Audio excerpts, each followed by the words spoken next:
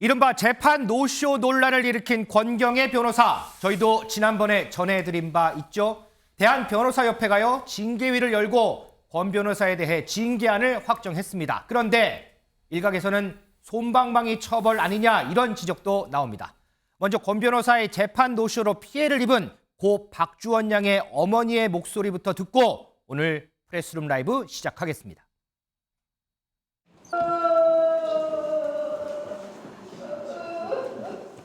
5년짜리 제명 그거 하기가 그렇게 어려운 건가요? 이런 짓을 했는데도 우리 주원이를 2번 죽였고 저를 죽인 겁니다.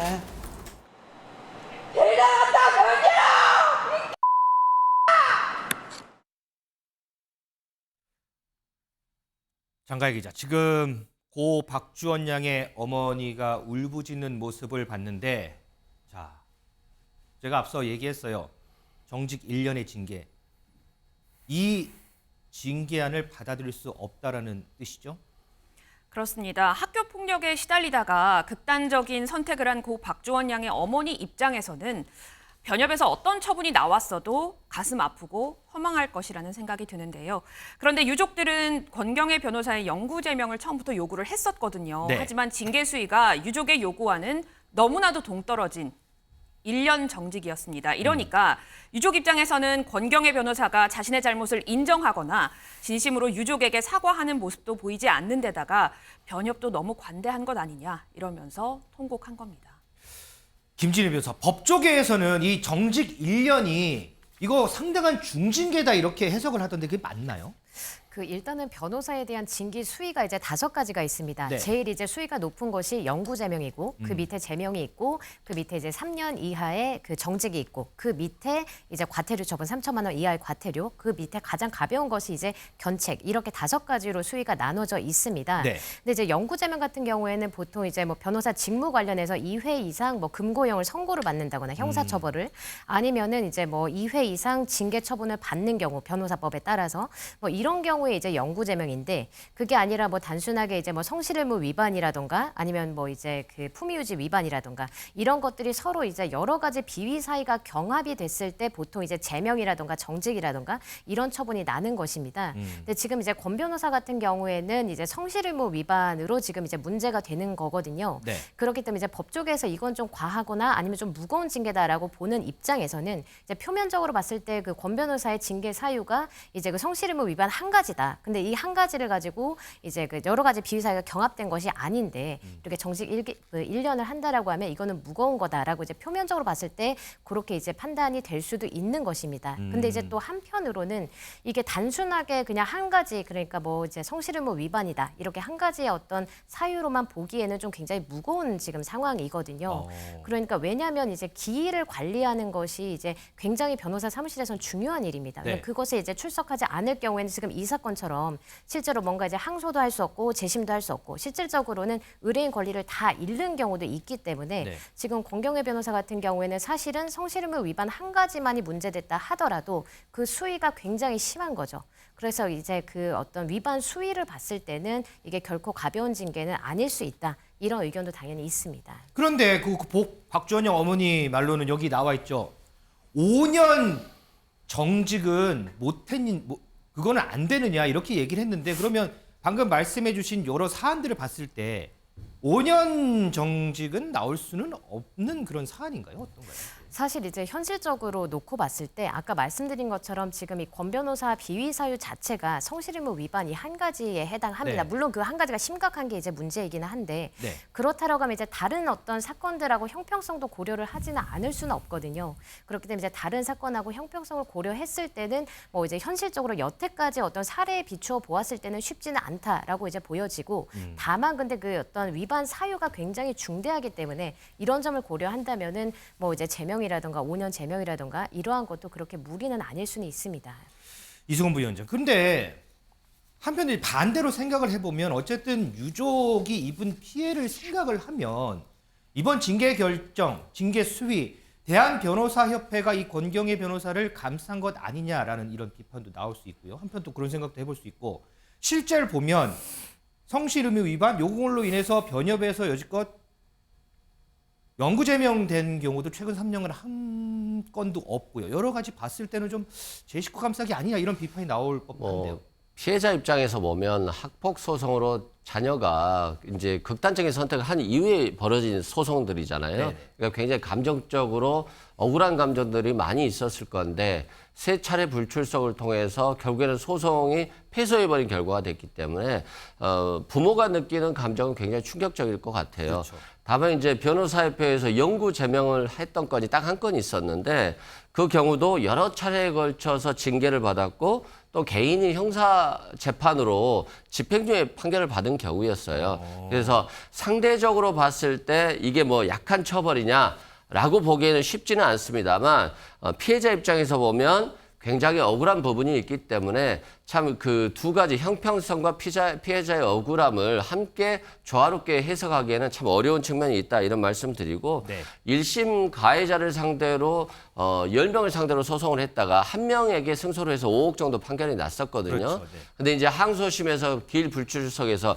결국 이 5억 원에 대한 판결을 난 것도 패소 판결이 됐기 때문에 이 부분은 지금 권경혜 변호사를 상대로 손해배상 청구 소송을 진행하고 있거든요. 그건 이제 금전적인 부분은 손해배상 소송을 통해서 어느 정도 위자가 될 거예요. 그렇지만 감정적인 어떤 손해에 대해서는 사실상 뭐 회복하기는 어렵다고 봐야 되죠.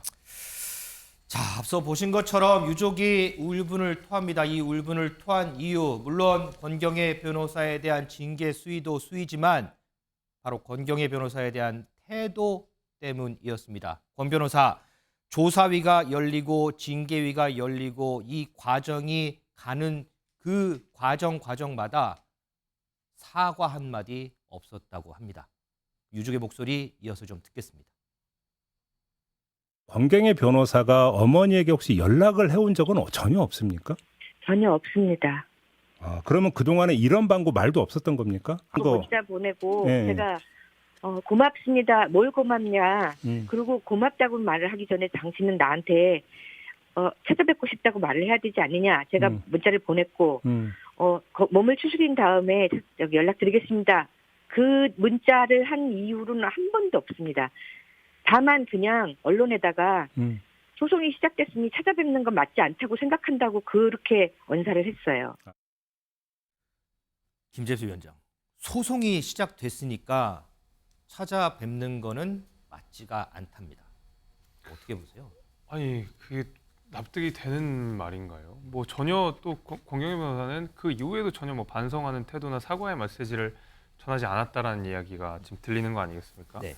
저는 이제 앞서서 이제 뭐 변협의 징계와 관련돼서 뭐 이것이 좀 강한 처분이다라는 말씀도 있었고 통상적인 처분이다 이렇게 말씀도 하셨지만은 저는 이거 좀 이해하기 좀 어렵거든요. 왜 그러냐면 결국 처분, 뭐 처벌 이런 것은 다른 사안에 대해서 어떻게 징계를 했는지랑 견주어서 비춰봐야 될 텐데 최근에 이제 변협이 국회에서 뜨거운 이슈가 됐던 것은 소위 말하는 리걸테크 기업들과의 어떤 대치 국면 속에서 많은 그 규제 혁신과 관련돼서 변협 이야기가 많이 나오고 있거든요. 그러니까 변협이 리걸테크 기업을 나오는 것을 인위적으로 막고 있는 상황이거든요. 말하자면 기득권 지키기를 하고 있는 상황인데 그래서 법률 플랫폼에 가입한 변호사들에 대해서 징계하는 처분이 있었습니다. 예를 들면은 내가 변호사업을 유지하기 위해서 플랫폼에 가입한 사람도 징계. 네. 물론 기간은 차이가 있겠습니다만은 저런 식으로 재판에 불출석해서 너무나 불성실하게 피해자에게 더 큰 피해를 주는 이 사안에 대해서도 똑같이 징계.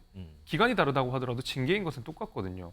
그렇다고 했을 때 국민들이 보시기에 플랫폼에 가입한 사람도 징계고 저 정도로 안 해도 징계라고 그러면 변협의 변호사 징계권이라는 것에 대해서 어떻게 신뢰를 갖고 있겠습니까? 그래서 물론 변호사법에 규정된 이 변협의 징계권이라는 게 뭐 5가지의 층차로 나눠져 있어서 그 권한을 갖고 있지만 저는 한번 다시 되돌아볼 필요가 있다고 생각합니다. 전적으로 변협의 판단 아니겠습니까? 네. 이것도 뭐 1년, 뭐 모두 1년 이런 식으로 한다 그러면 아마 이 변협에 대한 신뢰는 앞으로도 계속 떨어질 거라는 생각이 좀 있습니다.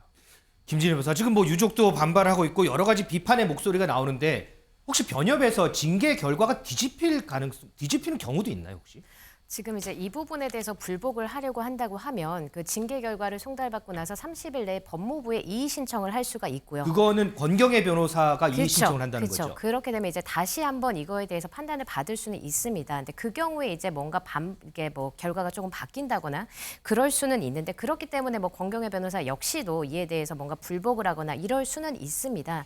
근데 사실 이제 실무를 하는 이제 변호사 입장에서 봤을 때 사실 어떻게 이런 사건이 발생했는지가 굉장히 좀 의문일 정도로 굉장히 좀 이례적인 그런 사건이고 굉장히 좀 굉장히 너무나도 이제 해태했던 거 아닌가 본인의 임무를 이런 생각이 이제 드는 사건입니다.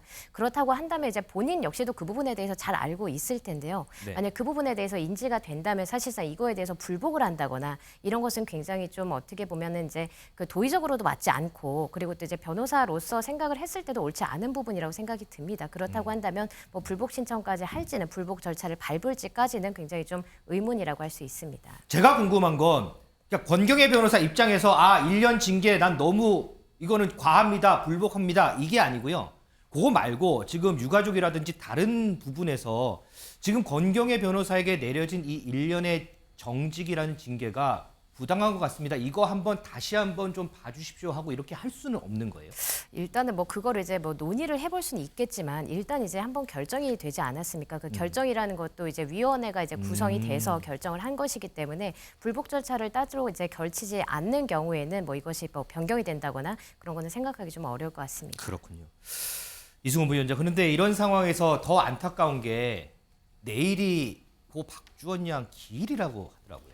그렇습니다. 박주원 양 기일이다 보니까 이 사건이 좀 더 부각되는 것 같고 또 피해자의 억울함도 더 커져가는 것 같습니다.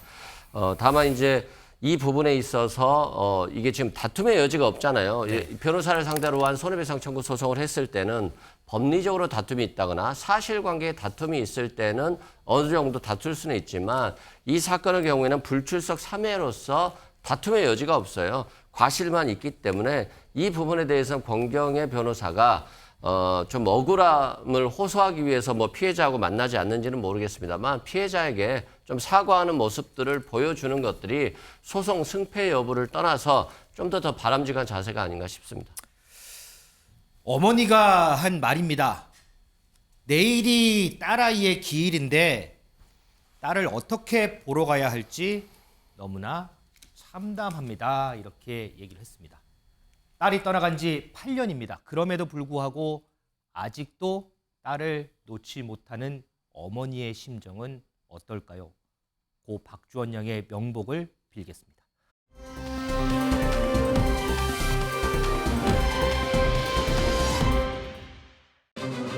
저에 대한 정치 수사에 대해서 불체포 권리를 포기하겠습니다.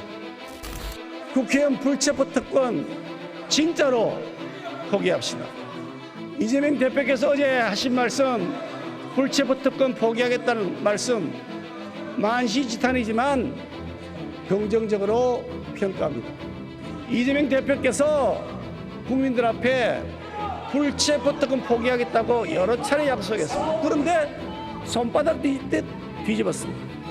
그리고 말로가 아니라 구체적으로 어떻게 약속을 실천하실 것인지 방안을 제시해 주시기 바랍니다.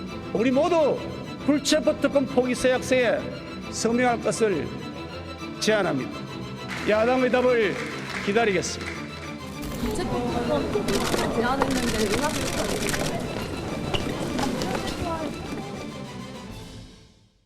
어제 민주당 이재명 대표에 이어서 오늘은 국민의힘 김기현 대표가 국회 교섭단체 대표 연설에 나섰습니다. 바로 질문 들어가 보겠습니다. 김재수 위원장, 지금 우리가 영상 봤어요. 아무래도 오늘 김기현 대표 연설에서 가장 눈길을 끈 부분, 이재명 대표에 대한 불체포 특권 포기에 대한 반격 아닐까 싶은데요. 그렇습니다. 저도 그 부분이 제일 인상 깊게 봤는데 그러니까 이재명 대표의 이야기에 신뢰를 못하고 있다는 것이거든요. 과거에 뭐 대선 과정에 그런 일이 많지 않았습니까? 네. 뭐 존경한다고 했더니 진짜 존경하는 줄 알더라. 이렇게 해서 이재명 대표가 과거의 이재명과 현재 이재명이 싸우는 구도, 그러니까 과거의 말을 자신이 뒤집는 모습들을 많이 보여줬고 실제로 이재명 대표가 체포동의안을 부결시켰을 때에도 이미 그 전에 불체포 특권 포기하겠다라는 것을 공약으로 내버렸음에도 불구하고 불체포 특권을 자기는 활용을 해서 결국 체포동의안을 부결시킨 사례가 있지 않았습니까?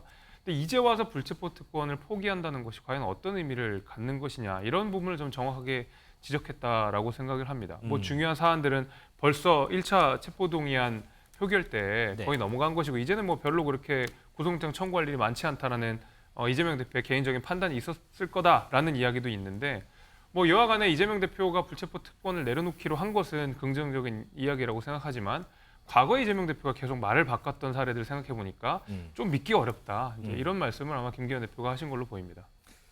김기현 대표가 얘기를 했습니다. 불체포 특권 포기 서약서에 서명하자. 이승훈 부위원장. 자, 이거 끝나고 기자들이 물어봤습니다. 이재명 대표에게 불체포 특권 포기 서명 제안했는데 응할 생각이 있으십니까? 했더니 묵묵부답이었습니다. 왜 어제 불체포 특권 포기 선언을 했는데 오늘 묵묵부답이었을까요? 뭐 이재명 대표가 국민들을 향해서 불체포 특권 포기하겠다고 대표 연설에서 명확히 했잖아요. 그 약속은 지킬 것이라고 보고요. 그 약속을 지키지 않는다라고 한다면 결국 국민의 심판이 따르겠죠. 그런데 여당 대표가 대표 연설하면서 당신 말 못 믿겠으니까 각서 써라라고 하는 것이 좀 대표 연설로서의 품격이 있는 건지 저런 식으로 접근하는 것들이 결국 야당과의 협치보다는 그냥 야당 비난에서 자신에게 점수를 얻겠다, 뭐 국민에게 점수를 얻겠다 이런 전략인 것 같은데 그런 전략만으로는 결코 윤석열 정부가 성공할 수 없다고 보여지고요. 네. 문재인 전 대통령에 대해서도 굉장히 비난적인 발언을 많이 했어요. 그리고 이재명 대표 연설에 대해서도 궤변이라고 하고요. 뭔가 정부의 실정을 비난하는 야당 대표로서의 자세가 아니라 여당 대표로서 야당과 협치하고 정부를 이렇게 이끌고 그리고 나서 국민들께 민생과 경제를 이렇게 보살피겠다. 이게 좀 주가 돼야 되는 것인데 야당 비난에 너무 집중하다 보니까 정말 이게 여당 대표로서의 품격을 갖춘 정부의 윤석열 정부의 미래를 좀 보여주는 그런 연설인지에 대해서는 굉장히 좀 실망스럽습니다. 자, 그 부분에 대해서는 조금 이따 다시 한번 또 분석을 해보고요. 김기현 대표가 김남국 의원을 겨냥해서 이런 제안도 했습니다. 들어보시죠. 무노동 무임금 제도를 도입합시다. 김남국 의원처럼 무단결근 연락두절에 치과까지 해도 꼬박 봉급 나오는 세상에 그런 직장이 어디 있습니까?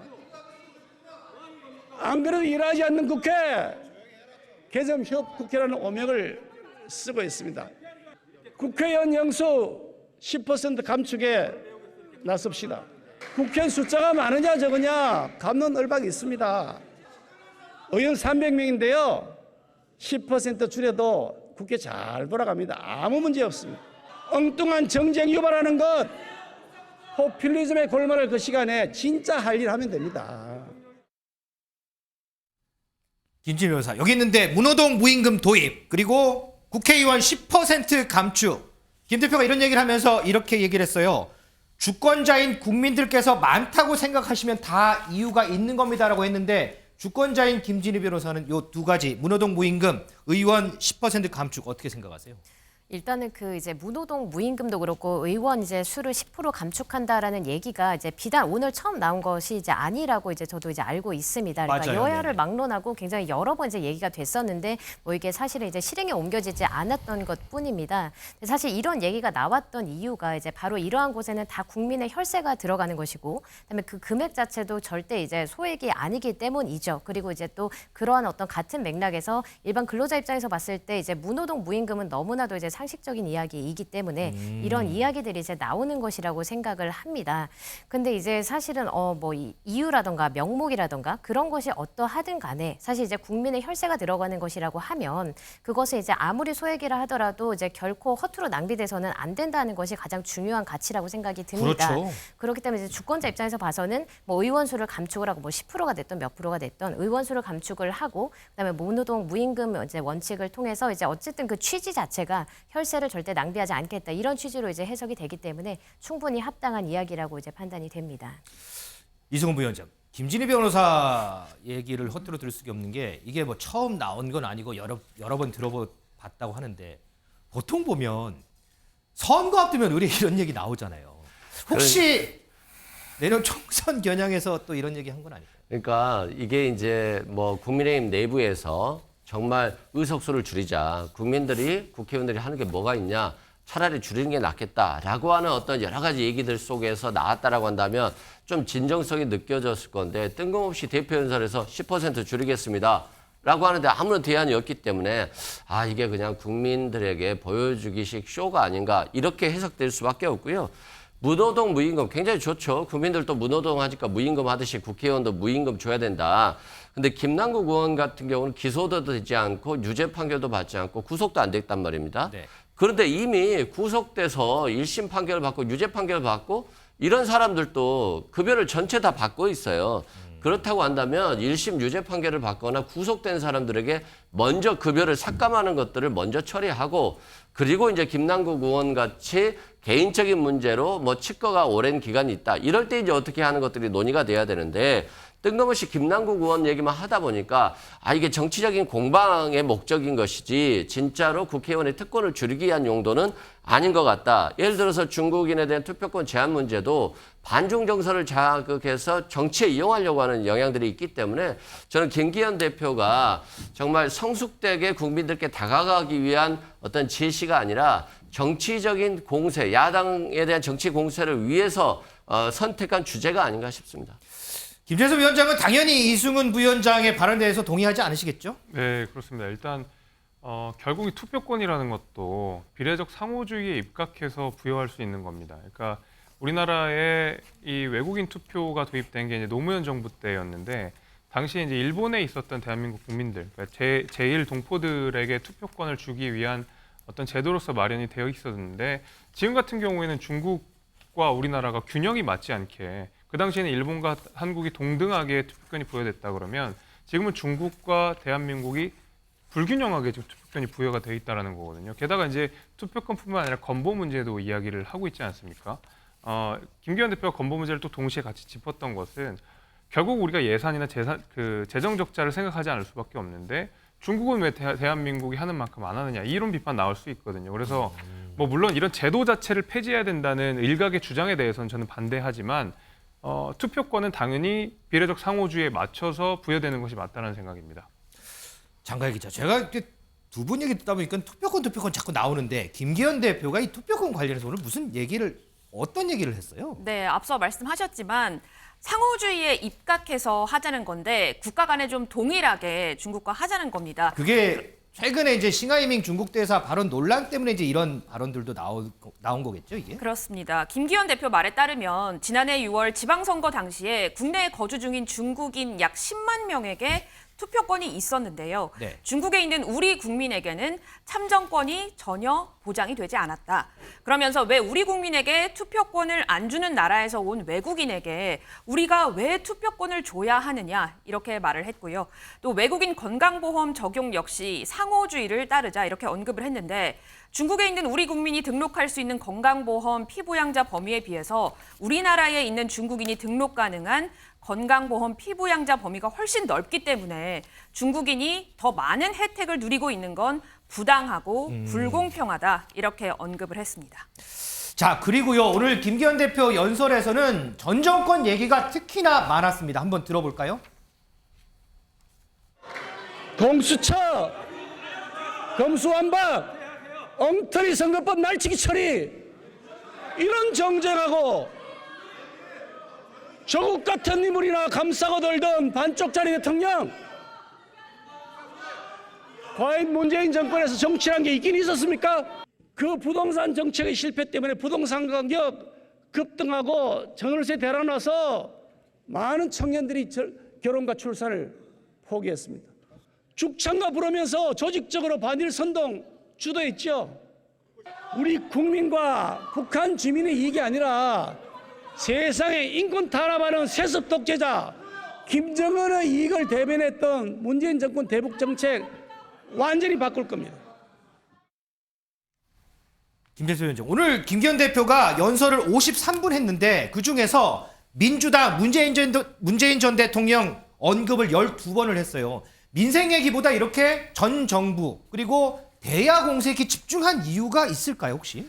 뭐 그만큼 그 문재인 정부 때 만들어진 문제에 대해서 뭐 해결할 일들이 많다라는 것을 뭐 토로하는 이야기겠죠. 그래서 사실은 지금 윤석열 정부에서 바꾼 정책들은 상당 부분 문재인 정부 때의 정책의 어떤 반사 효과 내지는 어떤 거기에 대한 반성으로부터 비롯된 경우들이 많거든요. 그러다 네. 보니까 예를 들면 윤석열 정부에서의 추진하고자 하는 정책의 장점은 곧 문재인 정부 때 추진하고자 했던 정책의 단점일 수 있습니다. 저는 그래서 결국 윤석열 정부가 추진하고자 하는 정책의 장점을 이야기하기 위해서 그의 거울처럼 있는 문재인 정부의 정책을 비판했다라고 보긴 하는데요.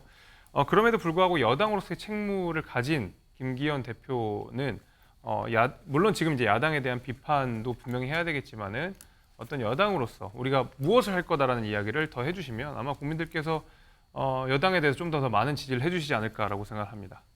자, 그럼 오늘 이 김기현 대표의 연설에 대해서 민주당은 어떻게 평가를 했을까요? 한번 들어보겠습니다.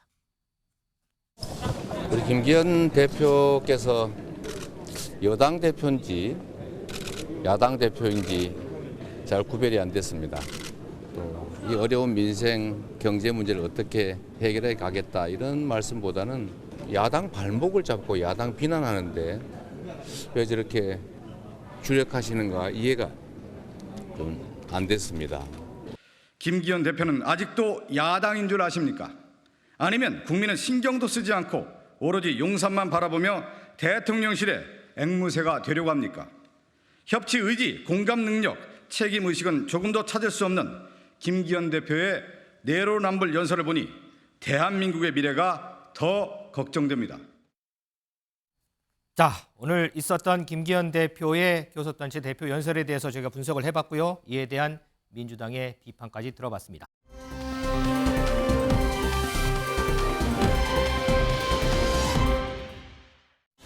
저에 대한 정치 수사에 대해서 불체포 권리를 포기하겠습니다.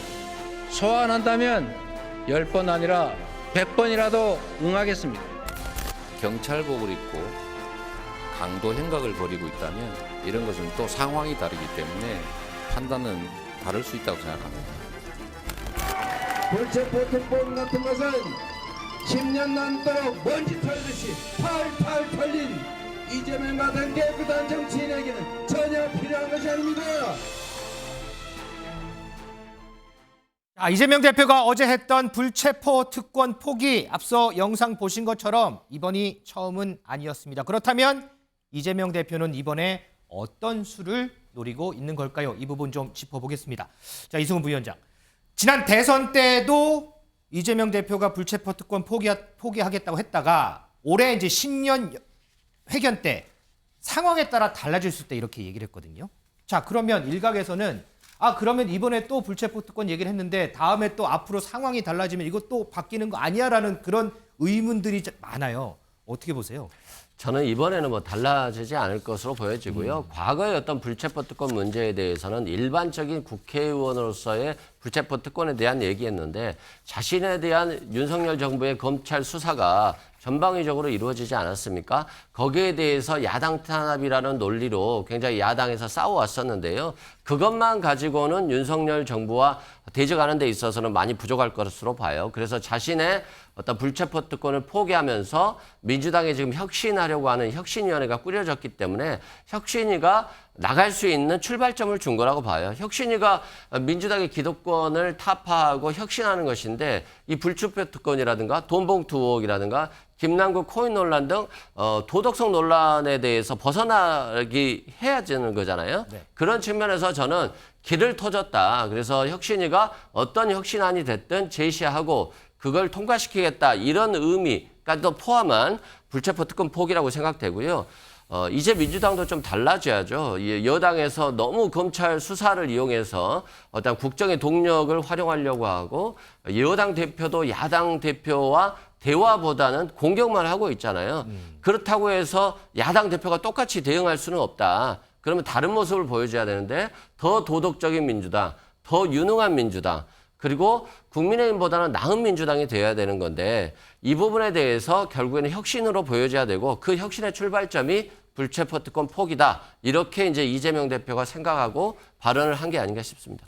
김재섭 위원장이 아까 이제 답변할 때 뭔가 이번에는 뭐 자신감이 있는 것 같다고 얘기를 했는데 그걸 바탕으로 하면은 이번에는 이재명 대표가 바뀌지 않을 거라고 보세요? 저는 그렇게 생각하지 않습니다. 아니에요? 왜냐하면 그 이제 혁신위 뭐 우리 혁신위 얘기도 있고 여러 가지가 있겠지만은 기본적으로 이 체포동의안의 이전에 우리가 민주당에서 있었던 일을 한번 되짚어볼 필요가 있을 것 같은데 민주당 당원에는 그런 내용이 들어 있습니다. 기소가 되면 당무 정지가 된다라는 얘기가 있었거든요. 그거는 당원에 있는 내용입니다. 누가 시킨 것도 아니고요. 민주당의 헌법인 당원에 담겨 있는 내용인데 이재명 대표는 어떻게 했느냐. 본인은 기소를 당했지만 당무 정지에 예외를 두었습니다. 그러니까 이재명 대표는 상황에 따라서 본인에게 가장 유리한 것을 선택했다라고 볼 수밖에 없는 것이거든요. 그것이 명문화가 되어 있더라도 그랬다고 봅니다. 사실 이재명 대표가 어제 교섭단체 대표연설에서 이야기했듯이 본인에 대한 수사가 검찰의 야당 탄압, 무도한 수사라고 규정하고 있습니다. 근데 불체포 특권을 활용했을 때도 똑같은 이야기를 했습니다. 야당 탄압, 검찰의 무도한 수사. 상황이 달라진 건 하나도 없는데 네. 이재명 대표는 왜 그때는 불체포 특권을 활용하고 지금은 활용하지 않겠다고 선언하는지 사실 그거는 이재명 대표의 개인적 리더십 흔들렸다. 이거밖에는 저는 생각하지 않거든요. 저는 그래서 지금 당장 마음은 불체포 특권을 내려놓겠다라고 이야기했지만 상황이 달라지고 불리하게 돌아간다고 하면 얼마든지 당원 당규를 우회했던 것처럼 본인의 공약을 어겼던 것처럼 저는 이번의 말도 얼마든지 어길 가능성이 있다고 생각이 됩니다. 자, 프레스룸 라이브 패널들의 얘기 들어봤고요. 그렇다면 당 내에서는 과연 이 부분에 대해서 어떻게 생각을 할까요? 한번 들어보시죠. 불체포 특권 이렇게 포기 선언했기 때문에 당내에서는 사퇴 요구가 이제 나오지 않을까요? 완전히 직결되는 건 아닙니다. 뭐 네. 여러 개 중에 하나죠. 예, 이건 방탄 논란 네. 그리고 사법 리스크와 관련된 거죠. 네. 지금 뭐 리더십 리스크도 또 있는 거고요. 뭐 여러 가지 문제가 복합적으로 있기 때문에 네. 뭐 이거 했다 해가지고 뭐 그러면 아무 문제 없다 그냥 가자 뭐 이렇게는 직결되지는 않죠. 국민의 기준에서 볼 때는 이제 그 신뢰를 잃은 것을 다시 찾는 데는 상당한 공력이 필요한 건데 그 첫 번째 불체포 특권을 포기하고 실질적으로 그걸 실행하겠다라는 모습을 보여주면 신뢰를 회복하는 좋은 계기가 될 것으로 생각합니다. 장가희 기자, 지금 우리가 조홍천, 이상민 의원 얘기 들어봤는데 두 분 다 대표적인 비명계로 꼽히는 인물 그리고 이재명 대표의 퇴진을 얘기했던 분들. 그런데 기류가 조금 다르네요. 우선 이상민 의원 같은 경우에는 나름 좀 후한 점수를 준 것 같아요. 매우 잘한 결정이다 이렇게 평가를 하면서 방탄국회, 방탄정당, 부정적인 이미지에서 이제는 좀 벗어날 수 있는 계기가 될 것 같다라고 언급을 했는데 하지만 이재명 대표가 퇴진하지 않은 상황에서 혁신위에도 그 영향력이 고스란히 미칠 텐데 그 점을 좀 우려했고요. 또 대표적인 비명계 조홍천 의원 진작 좀 하지라면서 만시지탄에 안타까움을 드러냈습니다. 그러면서 이번 불체포 특권 포기 선언으로 이재명 대표에 대한 당내 사퇴 요구가 줄어들까라는 데 대해서는 완전히 직결되는 건 아니다 이렇게 언급을 했고 아까 들으셨듯이 리더십 리스크도 있고 여러 문제가 복합적으로 얽혀 있기 때문에 그냥 가자 이건 안 된다 이렇게 언급을 했습니다. 선을 좀 그은 것 같습니다. 이승훈 부위원장, 제가 뭐 여기저기 이제 들어보면 상당히 긍정적인 얘기들이 많이 들리더라고요. 실제 당내에서는 조금 들리는 얘기가 어때요, 분위기가? 뭐 실제 당내에서 굉장히 긍정적으로 평가하고 있어요. 왜냐하면 의도가 어찌 됐든 국민의힘 입장에서 보면 민주당을 향해서 방탄정당이라고 계속해서 주장하고 프레임을 많이 쌓아왔잖아요. 그리고 그 총선 전략의 가장 중요한 수단으로 사용하고 있었는데 이재명 대표가 불체포 특권을 포기하겠다라고 했으니까 이제는 방탄정당 프레임만으로는 될 수 없는 거 아니겠습니까? 네. 그래서 오히려 국민의힘이 좀 긴장할 수 있는 그리고 민주당 입장에서 보면 여러 가지 스피커들이라든가 혁신위원장들이 편하게 도덕성 회복이라든가 혁신할 수 있는 안을 만들어 놓는 데 있어서는 편한 길을 터줬다 이런 말씀을 드리고요.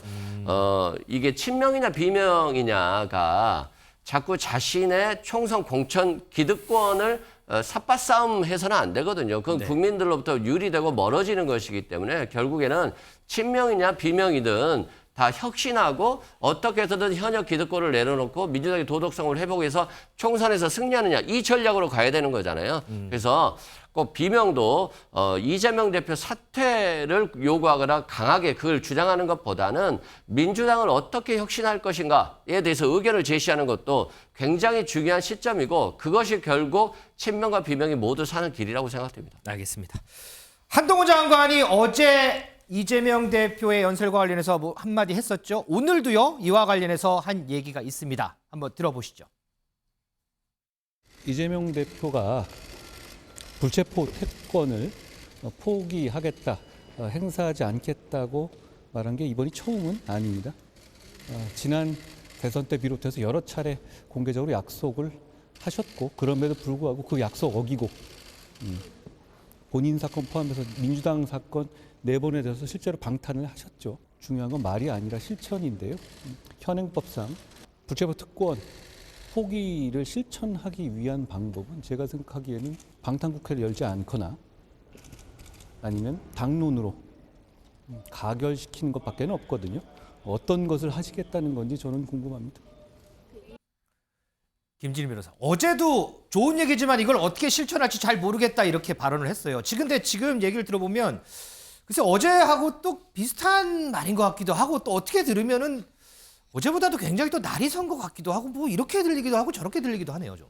네, 그러니까 방금 들으신 것처럼 이제 그 한동훈 장관 얘기는 이겁니다. 그러니까 이재명 대표가 예전에도 그러니까 뭐 이제 불체포 특권을 내려놓겠다 이런 얘기를 했었고 이번 이제 처음이 아닌데 그런 사람이 이제 뭐 당과 관련해서는 이제 방탄국회를 4번이나 했었다라고 이제 얘기를 하면서 중요한 거는 말이 아니라 실천이고 그다음에 이것을 과연 어떻게 구체적으로 실행을 할 것인지가 의문이다라면서 이제 비판을 했던 것으로 이제 보입니다.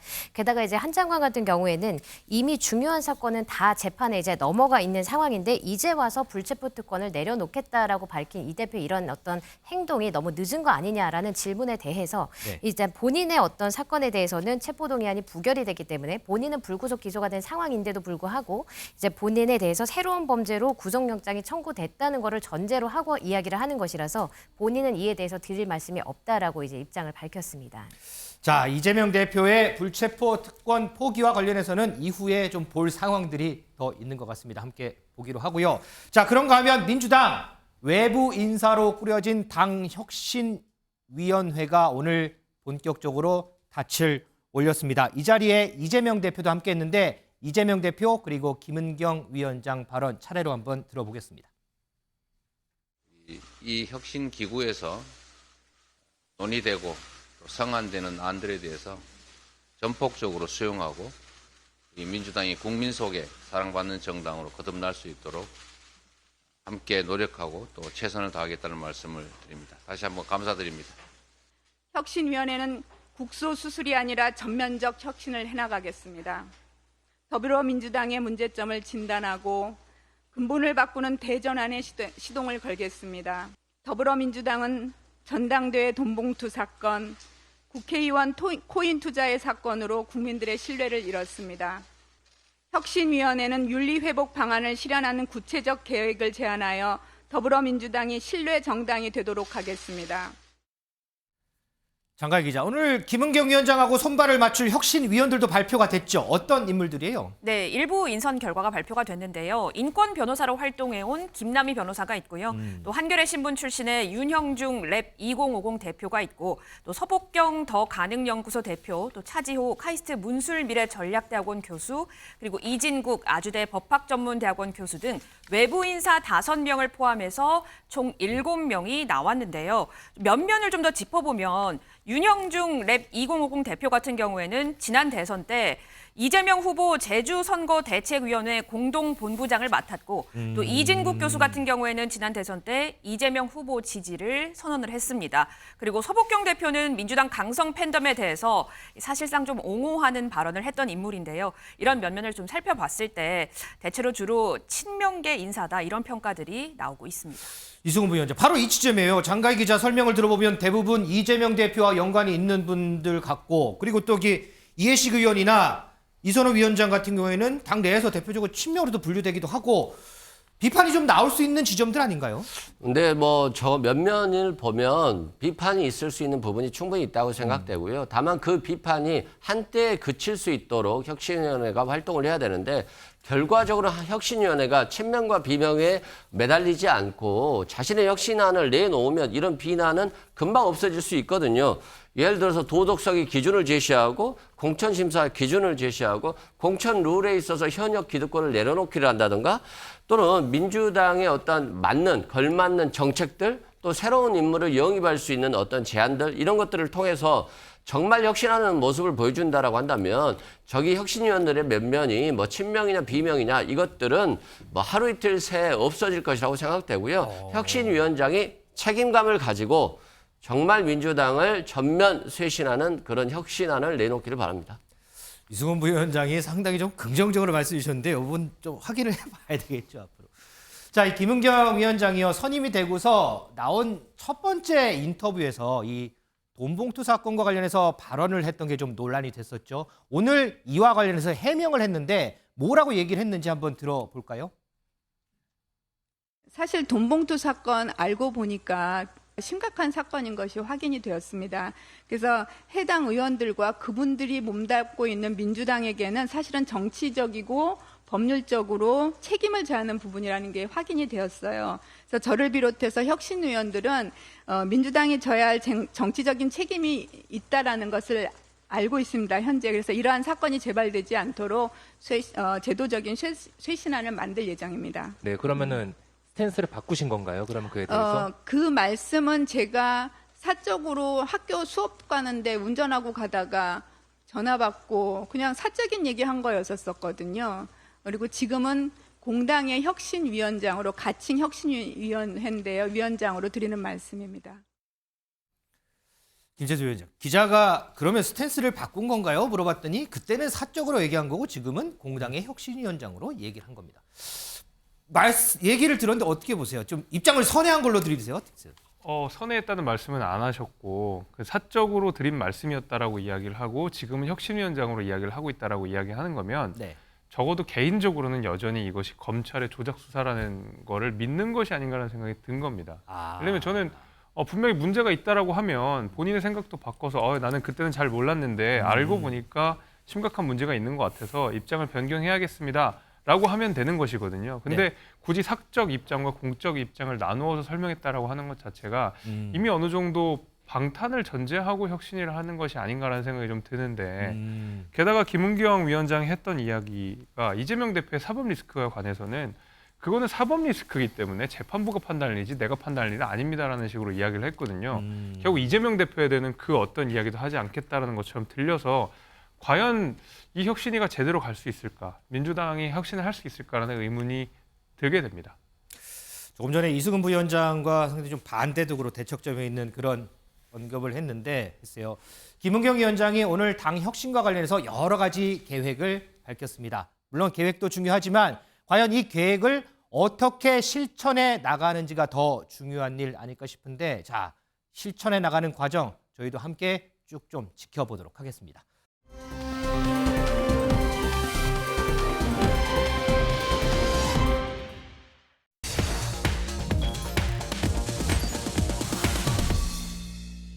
자, 이번 앵커에픽에서는 큰 사고를 막아낸 의인들 얘기 좀 해볼까 합니다. 그 먼저 강릉 해상에서 발생한 선박사고 얘기인데요. 해경이 신고를 받고 출동을 해서요. 한 어선을 발견했습니다. 그런데 바다 한가운데 있는 어선을 봤더니 아무도 없더랍니다. 글쎄요, 이거 어떻게 된 일일까요? 김진희 변호사. 이거는 어떻게 된 일이에요? 왜 바다 한가운데 어선이 있는데 거기에 왜 아무도 없어요? 네, 일단 결론부터 말씀드리면 이 이제 배를 운전하던 그 선장이 물에 빠진 겁니다. 그러니까 이게 어떻게 된 거냐면 강릉 인근 해상에서 A 어선하고 B 어선이 이제 충돌을 했는데 그 A 어선은 선장 한 명밖에 타고 있지 않았던 겁니다. 네. 근데 그 선장이 이제 물에 빠지니까 그 시동이 걸려 있던 배가 그냥 스스로 계속해서 이제 질주를 한 겁니다. 지금 이제 화면에 나오는 것처럼 배 스스로 저렇게 지금 가고 있는 거잖아요. 그렇죠. 저 배에 이제 사실은 아무도 타고 있지 않는 것이고 그다음 지금 시속 자체도 이제 30km로 운행이 되고 있었기 때문에 결코 이게 느린 속도로 가는 건 아니었습니다. 그래서 결국에 이렇게 신고를 받은 해경이 20분간 수색을 해서 지금 이 보시는 것처럼 어선을 찾았고요. 그래서 이 찾은 어선은 결국에 이렇게 선장 없이 50분 동안 약 20km를 운행을 하다가 지금 이 발견한 이제 해경이 직접 이 어선에 뛰어들었습니다. 뛰어들어서 이제 스스로 엔진을 정지를 했고 그래서 이제 다행히 2차 사고 없이 이렇게 엔진까지 정지해서 사고는 일단 마무리가 됐습니다. 야, 이 출동한 해경의 신속한 조치 덕분에 2차 사고 더 큰 사고를 막을 수 있었던 그런 일인데 당시 상황 목소리 좀 들어볼까요? 만약 배를 멈추지 않으면은 계속 먼 바다로 가다가 또 뒤집어질 수도 있는 그런 상황이어가지고 그냥 최대한 빨리 뛰어내려서 멈춰야겠다는 생각밖에는 안 들었던 것 같습니다. 장가희 기자, 이 얘기 들으니까는 당시에 엄청나게 긴박했던 것 같아요. 그렇습니다. 영상을 보면 30km로 질주를 하는데 배 안에 사람이 없습니다. 네. 그래서 배 혼자 계속해서 바다 위를 질주를 하고 있는데 해경 구조함이 나홀로 질주 중인 이 배에 접근을 했습니다. 이 배를 멈추려면 해경 구조함과 아예 부딪혀서 멈추게 하는 방법도 있었지만 이렇게 되면 해경 구조함도 함께 전복이 될 수 있는 2차 사고로 번질 수 있었기 때문에 그럴 수도 있죠. 해경대원에 큰 용기를 내서 해경대원이 달리는 배 위에 뛰어들게 된 겁니다. 바닥이 미끄러워서 뛰어내리면서 미끄러졌는데 바로 일어나서 이 엔진을 정지를 시키고 또 오른손을 들어서 임무를 완수했다는 것을 알렸습니다. 다행히 이 해경 다친 곳은 없다고 합니다. 지금 화면 나오는데 자, 저 서서 저 해경 대원은 과연 어떤 생각을 했을까요? 와, 내가 저 배에 뛰어들어야 되나? 이거 어떻게 해야 되나? 어떻게 해야 되나? 많은 생각이 있었을 텐데 결국에는 딱 앉아서 바로 뛰어듭니다. 뛰어드는 과정에서 미끄러지기도 했는데 글쎄 많이 다치진 않았다고 하는데 그래도요. 저 해경 대원의 덕분에 큰 사고를 막을 수 있었습니다. 이 해경 대원의 용기에 박수를 보내겠습니다. 자, 또 하나 볼 텐데요. 이번에는 터널 얘기입니다. 터널에서 화재가 났는데 터널에서 화재 나면은 정말 위험천만하죠. 그런데 한 남성이 이 큰 피해를 막아냈다고 합니다. 장가희 기자. 터널에서 화재가 났어요. 한 남성이 큰 피해를 막아냈어요. 이 남성은 또 누구예요? 우왕좌왕 어찌할 바를 모르고 있는 이 사고 차량 운전자를 대신해서 능수능란하게 터널 안에서 이 소화전에서 호스를 꺼내서 물을 뿌린 이 사람 바로 현직 소방관이었습니다. 지금 저 나오는 저 분인가 보죠? 네, 그렇습니다. 경기 남양주 소방서 소속 29살 박호정 소방사인데요. 쉬는 날이라서 외출했다가 귀가하던 차에 이 화재를 보고 직접 뛰어들게 된 겁니다. 이 소방관의 초기 대응 덕에 출동한 소방서는 6분 만에 완전히 불을 진화할 수 있었다고 합니다. 자, 휴가 중 비번 중이었음에도 불구하고 자신의 임무를 다 해냈던 이 소방관 직접 목소리 한번 들어보겠습니다. 멀리서 좀 뿌연 연기 같은 게 이제 조금 있더라고요. 옆에 동승자가 먼저 저기 불났다고 그렇게 얘기를 하는 거예요. 본네트 쪽은 다 불이 이미 다 붙은 상태였고요. 일단 차들은 그냥 옆으로 계속 지나다녔고요. 차주분만 나와서 신고 전화를 계속 하시더라고요. 또 직업이 소방관이다 보니까 그냥 당연히 해야지 하고 나갔던 것 같아요. 김진일 변호사. 근데 이게 혼자 한 게 아니고 어떻게 그 안에서 화재 진압하는 과정을 막 진두지휘하고 뭐 이렇게 했다고 하더라고요, 이게. 네, 그렇습니다. 구체적으로 이 박 소방사는 처음엔 이제 뒤쪽에 있던 소화전에서 호수를 꺼내서 이제 화재를 진압을 하다가 네. 이 호수를 이 차량 주인한테 넘깁니다. 그래서 차량 주인이 이제 계속해서 진압을 하게 하고 본인은 또 이제 앞쪽에 있던 그 소화전에서 또 다른 이제 호수를 꺼내서 이제 차량 본닛의 주불주화에 좀 주력을 했습니다. 이게 이제 불이 앞쪽에서 나니까 뒤에서 그렇죠. 물을 뿌리면 안 되니까 앞쪽에서 또 네네, 끌어왔군요. 맞습니다. 그래서 그 현장에서 이제 역할을 나눠서 진두지휘까지 했던 건데요. 결국 이렇게 했기 때문에 이후 얼마 지나지 않은 소방대원이 또 도착을 해서 완전하게 진화를 할 수 있었습니다. 근데 지금 저 정서고 보시는 것처럼 이제 터널 안에서 일어난 거다 보니까 만약에 초기 대응이 제대로 되지 않았다면 정말 큰 인명피해가 발생할 수 있었던 그런 그렇죠. 상황이었습니다. 그럼에도 불구하고 정말 침착하게 이렇게 초기 대응을 잘 해줬기 때문에 어떤 큰 인명피해 없이 다행히 소화가 잘 됐습니다. 이승훈 부위원장, 그러고 보면 우리 사회에 보면 참 우리에게 많은 도움을 주고 하는 의인들이 참 많은 것 같아요, 보면. 그렇습니다. 뭐 저런 영상들을 보면 일단 기분이 좋아지잖아요. 자신들의 역할이 비록 지금 일하는 시기는 아니지만 휴가 중에도 저런 일들이 벌어졌을 때 바로 뛰어들어서 진압하는 저런 모습들이 또 국민들께 훈훈한 용기를 주고 또 정치인들이 저런 모습들을 보면서 좀 더 변화됐으면 좋겠어요. 예. 김재섭 위원장, 정치인들이 저런 모습을 보면서 변화했으면 좋겠다고 하시는데 변화한다는 거는 뭐 그 전에 잘못했다는 얘기니까 계속 좋은 일 많이 하실 거죠? 물론 당연히 그렇게 해야 되는데요. 뭐 저 정도까지가 아니어도 주어진 국회의원으로서의 역할, 뭐 정치인으로서의 역할만 잘 수행해도 저는 아마 국민들이 박수 칠 거라고 생각합니다. 그래서 뭐 특별한 임무를 더 수행하려고 하기보다는 현재 있는 국회의원으로서의 의무, 법안을 통과시키고 민생을 챙기는 그런 일들이 더 선행돼야 되지 않을까. 물론 저 굉장히 칭찬할 일이지만 국회의원들은 또 국회의원 나름대로 주어진 일을 잘했으면 좋겠다라는 것이 제 생각입니다. 자, 어쨌든 간에요. 이런 의인들 덕분에요. 우리 사회가 더더욱 안전한 대한민국이 돼 가는 건 아닌가 이런 생각을 해봅니다.